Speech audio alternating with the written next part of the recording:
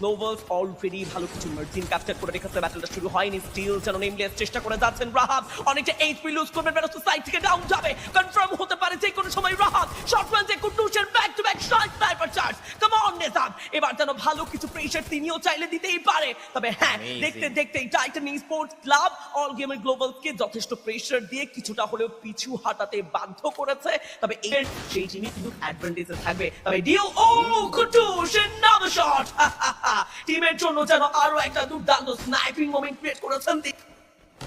একেবারেই দেখুন Titan sports club চোখে চোখ রেখে কিন্তু কম্পিটিশন দিচ্ছে। নেজাদ আরো একটা নকি বের করতে পারবে কিনা magic show. Titan sports club ফিল্ডে তারা মুখোমুখি হয়েছিল অল গেমার্স গ্লোবালের এগেইনস্টে, এবং অল গেমার্স গ্লোবাল দেখতে দেখতে তাদের 3টি প্লেয়ার তারা হারিয়ে ফেলেছে। 10টি এলিমিনেশন এখন টাইটান স্পোর্টস ক্লাবের কাছে আমরা দেখতে পাচ্ছি। Jio the last man standing and ya ব্যাস্টেক 9 এ ওয়াইপ আউট হয়েছে অল গেমার্স গ্লোবাল। বাংলাদেশি এই দল পুরো লবি এখনো পর্যন্ত ডিস্ট্রয় করছে।